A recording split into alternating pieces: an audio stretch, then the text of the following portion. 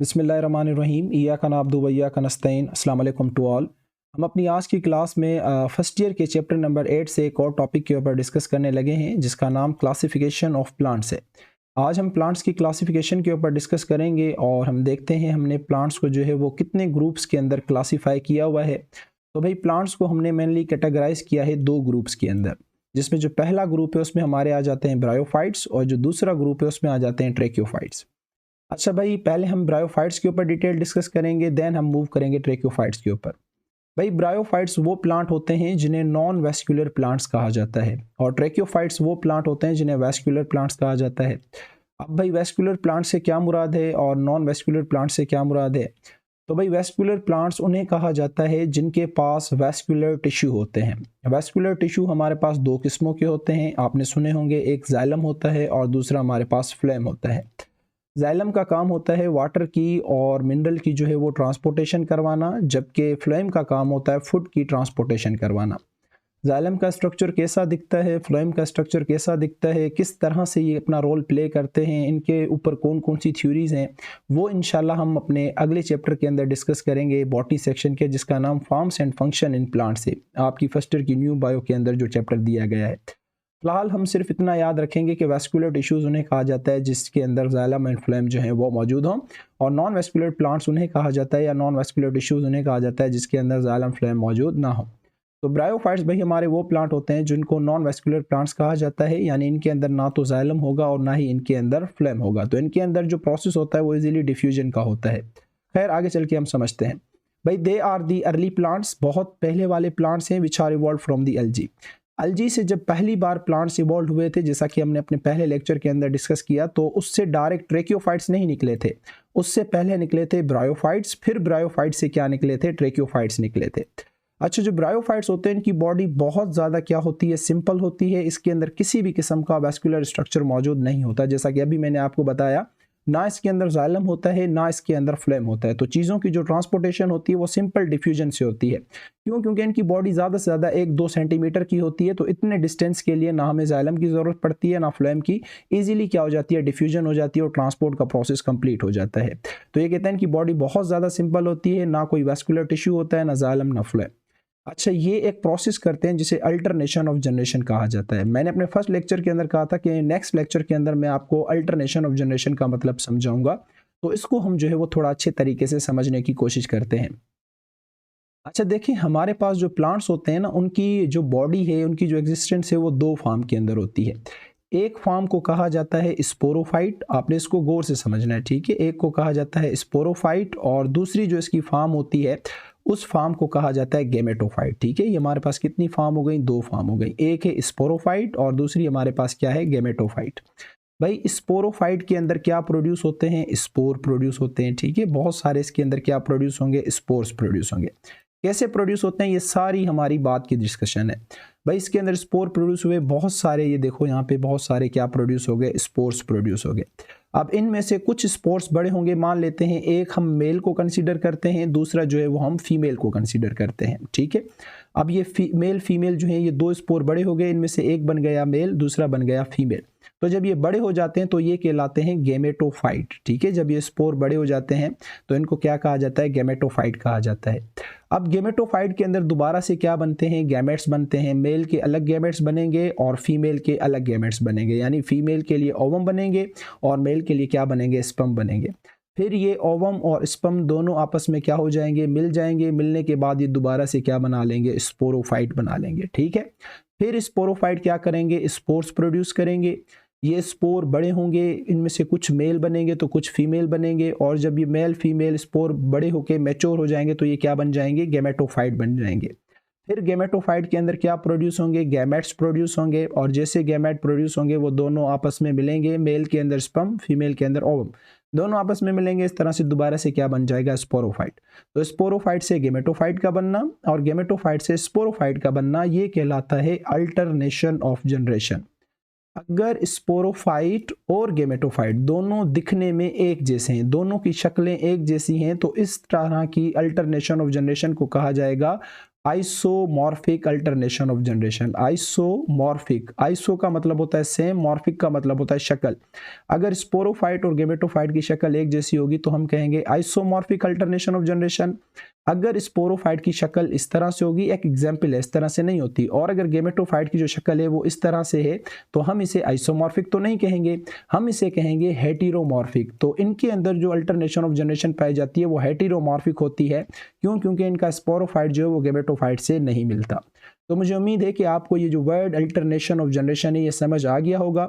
अगर इसके आगे लिखा हुआ है आइसोमॉर्फिक तो इसका मतलब है कि गेमेटोफाइट और स्पोरोफाइट दोनों एक जैसे हैं। अगर इसके आगे लिखा हुआ है हेटेरोमॉर्फिक तो आप कहेंगे स्पोरोफाइट अलग दिखता है, गेमेटोफाइट अलग दिखता है, और प्लांट के अंदर जो है वो हेटेरोमॉर्फिक होती है।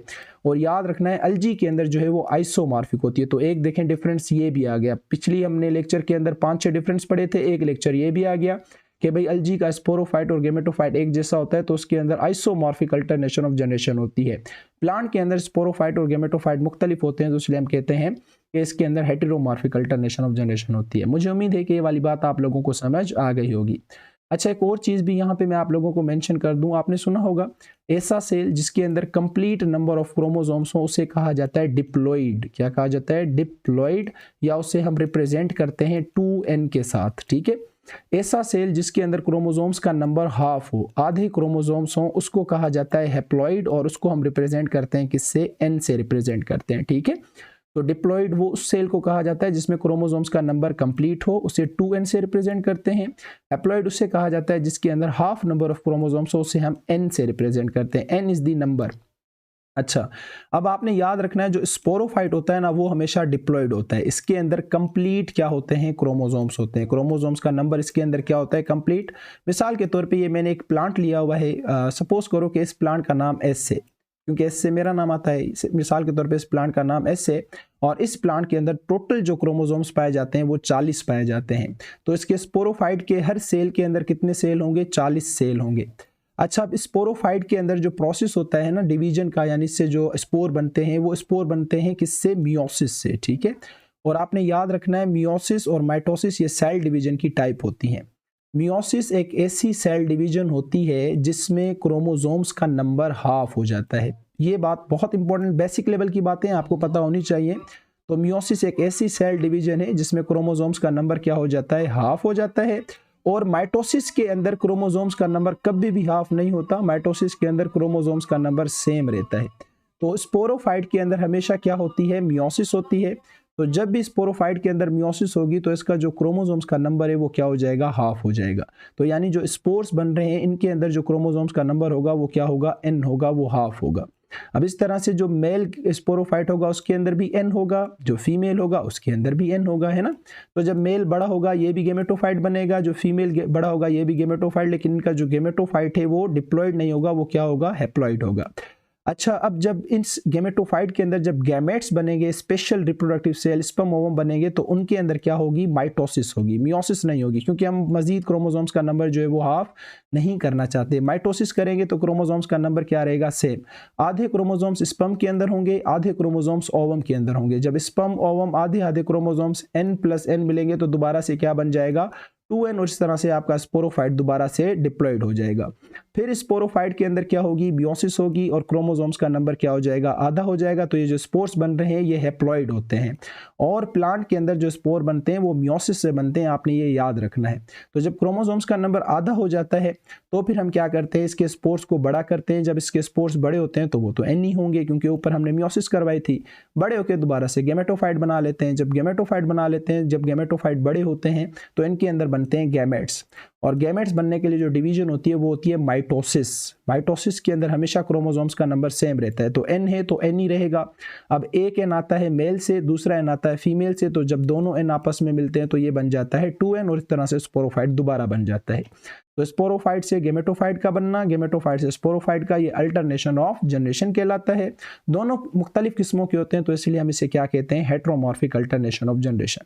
भाई इससे आसान करके मैं आपको नहीं समझा सकता। तो भाई they also undergo the process of alternation of generation. अच्छा, अगर मैं आपसे पूछूं कि इन दोनों में से डोमिनेंट फेस कौन सा है, यानी ज़्यादा आपको अच्छे तरीके से नज़र कौन सा आता है, स्पोरोफाइट स्टेज नज़र आता है या गैमेटोफाइट, तो आप मुझे कहेंगे इसका जो गैमेटोफाइट है वो डोमिनेंट होता है, यानी ज़्यादा हमें अच्छे तरीके से प्रोमिनेंट नज़र आता है, और जो स्पोरोफाइट होता है वो रिसेसिव होता है, हमें अच्छे तरीके से ये नज़र नहीं आता। ठीक है, ये बहुत इंपॉर्टेंट बात है, आपने याद रखनी है, क्योंकि जब हम ट्रेकियोफाइट्स पढ़ेंगे तो उसमें उल्टा होगा, उसका स्पोरोफाइट डोमिनेंट होगा, गैमेटोफाइट रिसेसिव होगा। लेकिन जब हम ब्रायोफाइट की बात करते हैं तो इसका देखो गैमेटोफाइट जो है वो क्या है, डोमिनेंट, और स्पोरोफाइट क्या है, रिसेसिव।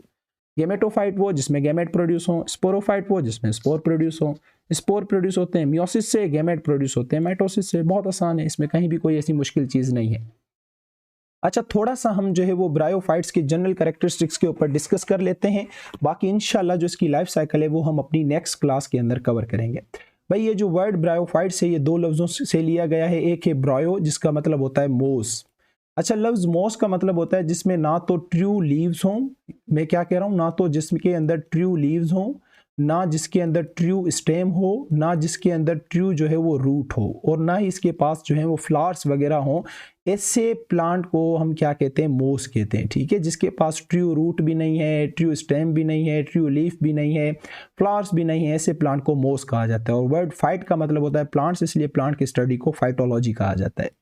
अच्छा, they are non vascular plants हम ऑलरेडी डिस्कस कर चुके हैं। They undergo the process of heteromorphic alternation of generation. अभी थोड़ी देर देखो, मैंने आपको पहले बताया कि हेट्रोमॉर्फिक अल्टरनेशन ऑफ जनरेशन से क्या मुराद होता है कि स्पोरोफाइट से गेमेटोफाइट का बनना, फिर गेमेटोफाइट से स्पोरोफाइट का। लेकिन जो स्पोरोफाइट है और जो गेमेटोफाइट है ये दोनों एक दूसरे से मुख्तलिफ होते हैं दिखने में, तो इसलिए हम इसे क्या कहते हैं, हेट्रोमॉर्फिक। लेकिन जो इसका डोमिनेंट फेस होगा, जो आपको अच्छे तरीके से नजर आएगा, वो क्या होगा, गेमेटोफाइट होगा, स्पोरोफाइट नहीं होगा। इसका जो गेमेटोफाइट्स होता है वो क्लोरोफिलियस होता है, यानी उसके पास क्लोरोफिल मौजूद होगा। फोटोसिंथेसिस की एबिलिटी गेमेटोफाइट के अंदर मौजूद होती है। हैविंग थायलॉइड बॉडी, अब देखो अभी तक इसकी बॉडी जो है इतनी वेल डेवलप नहीं है। जैसे अलजी की सिंपल बॉडी होती है ना, जिसे हम थैलस कहते हैं, इसकी भी बॉडी क्या है, थैलस की तरह है, लेकिन थोड़ी सी अलजी से मॉडिफाइड है, क्योंकि इसमें रिजॉइड्स होती हैं। रिजॉइड्स किसे कहा जाता है, फॉल्स रूट्स को कहा जाता है। इसमें सूडो स्टेम होती है, यानी वेल डेवलप स्टेम नहीं होती। इसमें सूडो लीव्स होते हैं, यानी वेल डेवलप इसके अंदर पत्ते नहीं होते। तो देखो, ना तो वेल डेवलप पत्ते हैं, ना तो वेल डेवलप स्टेम है, और ना ही वेल डेवलप रूट्स हैं। लेकिन यह है कि इसके अंदर रिजोइड, सूडो स्टेम, लीव्स ऐसा स्ट्रक्चर पाया जाता है जो कि एलजी के अंदर मौजूद नहीं था। अच्छा, द मोस्ट इंपॉर्टेंट थिंग, इसका जो स्पोरोफाइट होता है ना, वो सेमी पैरासाइट होता है गेमेटोफाइट के ऊपर। इसका मतलब मैं समझाता हूं। हमने कहा कि इसके गेमेटोफाइट के अंदर क्लोरोफिल मौजूद होता है, तो ये फोटोसिंथेसिस कर सकता है। लेकिन जो इसका स्पोरोफाइट होता है ना, वो नॉन क्लोरोफिलियस होता है, यानी उसके अंदर क्लोरोफिल मौजूद नहीं होता। जब क्लोरोफिल मौजूद नहीं है तो ये फोटोसिंथेसिस नहीं कर सकेगा, तो ये मर जाएगा। तो ये क्या करता है, डिपेंड करता है, इंडिपेंडेंट नहीं होता, डिपेंड करता है, रिले करता है किसके ऊपर, गेमेटोफाइट के ऊपर। गेमेटोफाइट के साथ चपका रहता है, जाके जो भी खाना गेमेटोफाइट बना है तो मैं भी उससे ले लूं। तो ये कहता है इसका जो स्पोरोफाइट होगा वो सेमी पैरासाइट होगा, यानी कि डिपेंड करेगा किसके ऊपर, गेमेटोफाइट के ऊपर, क्योंकि ये खुद नॉन क्लोरोफिलियस होता है। और इसकी बॉडी को हम 3 हिस्सों में डिवाइड करते हैं, एक फुट के अंदर, सेटा के अंदर और कैप्सूल के अंदर। बहुत आसान सा है। फुट कहा जाता है इसका वो स्ट्रक्चर जिससे ये जमीन के ऊपर अपनी ग्रिप बनाता है, यानी आसान लफ्जों में आप कह सकते हो नकली रूट्स। ठीक है। सेटा कहा जाता है वो डंडी जिसे हम स्टेम, आज स्टेम के नाम से जानते हैं, तो इसके अंदर वेल डेवलप स्टेम नहीं होती, तो इसे सेटा कहा जाता है। और इसके ऊपर एक कैप्सूल बना हुआ होता है इस तरह का, जिसके अंदर ये क्या बनाता है, स्पोर्स बनाता है। सही है। तो कैप्सूल के अंदर क्या बनते हैं, स्पोर्स बनते हैं। और ये जो सेटा है जिसे हम स्टॉक कहते हैं, डंडी कहते हैं, इसका काम क्या होगा, इस कैप्सूल को होल्ड करना। और फुट जो इसके पाँव हैं, जो सेटा हैं, इन्हें रिजॉइड्स कहा जाता है, नकली रूट्स कहा जाता है, जिसके ऊपर ये सेटा और ये जो कैप्सूल हैं ये लगे हुए होते हैं। सही है। तो मुझे उम्मीद है ये तीनों आपको समझ आ गए होंगे। Bryophyte display the key adaptations the embryophyte condition. मैंने आपको बताया पिछले लेक्चर के अंदर, एम्ब्रियोफाइट का मतलब क्या होता है कि ये अपना जायगोट अपनी बॉडी के अंदर रखेंगे, उसको वेल डेवलप करके फिर अपनी बॉडी से बाहर निकालेंगे, इसे एम्ब्रियोफाइट कहा जाता है। हमने अपने पहले लेक्चर के अंदर भी इसको डिस्कस किया था। जबकि एलजी के अंदर ऐसा नहीं होता, वो अपना जायगोट अपनी बॉडी के अंदर नहीं रखती। तो मुझे उम्मीद है कि यहाँ तक का जो किस्सा है वो आप लोगों को समझ आ गया होगा। आगे इसके दूसरे कैरेक्टरिस्टिक्स पढ़ते हैं, और इनके जो गैमेट्स होते हैं वो डेवलप होते हैं गैमेटेजिया के अंदर। लास्ट टाइम भी मैंने आपको बताया था, गैमेटेजिया किसे कहा जाता है, गैमेट प्रोड्यूसिंग ऑर्गेन को कहा जाता है, जहाँ पे क्या बनते हैं, गैमेट्स बनते हैं। मेल के गैमेट का अलग नाम होगा, फीमेल के गैमेट का अलग नाम होगा, ये भी हम देख लेते हैं। और मैंने बताया था ना कि इनके गैमेटेंजिया के ऊपर एक सेलों की लेयर होती है जिसे हम प्रोटेक्टिव जैकेट्स कहते हैं। अगर आप लोगों ने मेरा पहला लेक्चर लिया हो तो आप लोगों को ये ज़रूर याद होगा। अच्छा भाई, जो मेल का गैमेटेजियम है उसे क्या कहा जाता है? एंथ्रीडियम कहा जाता है, जिसके अंदर फ्लैजिलेटेड स्पर्म्स प्रोड्यूस होते हैं, अंडरस्टूड बात है। जो फीमेल का गैमेटेजियम है उसे आर्कीगोनियम कहा जाता है, जिसके अंदर एक एग प्रोड्यूस होता है। ओवम को दूसरा एग या ओवा भी कहा जाता है। The egg is fertilize between the archegonium. भाई देखो, ये फीमेल का आर्कीगोनियम है और इसके अंदर ये ओवम पड़ा हुआ है। तो ये ओवम चल के नहीं जाएगा, इसके पास जो स्पर्म है वो इस तरह से चल के आएगा। चलने के बाद इसके साथ आके क्या हो जाएगा? फ्यूज हो जाएगा और यहीं पे जाइगोट जो है इसके अंदर ही रह जाएगा। हमने कहा ना ये एम्ब्रियोफाइट होते हैं, यानी अपने जाइगोट को अपनी बॉडी के अंदर रखते हैं। तो देखो आर्कीगोनियम के अंदर रखा हुआ है। The egg is fertilized within the archegonium, archegonium के अंदर फर्टिलाइज होगा and zygote develop inside the body of female. और ये जो जाइगोट डेवलप हो रहा है देखो फीमेल की बॉडी के अंदर ही डेवलप हो रहा है। Although there male gametes possess flagella, इनके मेल गैमेट्स के पास फ्लैजिला होते हैं, यहाँ पे लिखा हुआ है ना फ्लैजिलेटेड स्पर्म्स। लेकिन जाहिर सी बात है इनको तैरने के लिए मीडियम चाहिए, और वो मीडियम क्या होता है? वाटर होता है। But they also need water for fertilization. हालांकि इसके जो स्पर्म होते हैं, इनके जो स्पर्म होते हैं उनके ऊपर फ्लैजिला लगा हुआ है। इस फ्लैजिला की मदद से ये लोकोमोशन कर सकते हैं, लेकिन इस लोकोमोशन के लिए जाहिर सी बात है स्विमिंग के लिए इसे पानी चाहिए, मीडियम चाहिए जिसमें ये तैरेगा। तो जाहिर सी बात है ब्रायोफाइट्स आज तक जब भी रिप्रोडक्शन करते हैं तो उनको रिप्रोडक्शन के लिए क्या चाहिए होता है? वाटर चाहिए होता है, ताकि वो उस पानी के अंदर तैरते तैरते फीमेल के आर्कीगोनियम में पहुंचे और उसके अंदर जो ओवम है उसके साथ फ्यूज होकर अपना जाइगोट बनाए, फिर ये डेवलप होकर बड़ा हो जाएगा। ब्रायोफाइट्स के अंदर किसी भी किस्म का लिग्निन कंपाउंड मौजूद नहीं होता। हमने पढ़ा था ना कि सेकेंडरी प्रोडक्ट्स पहले लेक्चर के अंदर, तो उसमें एक क्यूटिकल थी, एक लिग्निन था और तीसरा स्पोरोपोलिनिन था। तो ये जो लिग्निन है ये एक ऑर्गेनिक कंपाउंड है, मैंने आपको पहले बताया था, जो कि प्लांट को सपोर्ट देता है, स्ट्रेंथ देता है। अब इसके अंदर ये नहीं होता, लिग्निन जो है ये नहीं होता। तो due to lack of lignin bryophytes की जो प्रोफाइल होती है वो बहुत ज़्यादा लो होती है। ये हॉरिजेंटली बहुत ज़्यादा कम इनकी हाइट होती है। देखो 1.2 सेंटीमीटर कितना होता है? आपका जो स्केल है वो 10 सेंटीमीटर का होता है। अब आप अंदाज़ा लगा लो 1.2 सेंटीमीटर कितनी हो सकती है। सबसे जो बड़ा भी हमारे पास आज तक हमें मिला है ना, वो 20 सेंटीमीटर का मिला है, जो कि इतना बड़ा नहीं होता। आपके 2 स्केल मिला लो बस इतना हो जाएगा। तो आपसे पूछा जाता है कि जो ब्रायोफाइट्स हैं वो लो प्रोफाइल के क्यों होते हैं? वो लो प्रोफाइल के इसलिए होते हैं क्योंकि उनके अंदर जो लिग्निन है वो नहीं पाया जाता। So this is all about the general characteristics of the bryophytes. ये हमारे पास ब्रायोफाइट्स के कुछ जनरल कैरेक्टरिस्टिक्स थे। इंशाल्लाह हम अपनी नेक्स्ट क्लास के अंदर जो है वो ब्रायोफाइट्स की लाइफ साइकिल के ऊपर डिस्कस करेंगे। तब तक के लिए अल्लाह हाफिज़, अपना बहुत सारा ख्याल रखिएगा।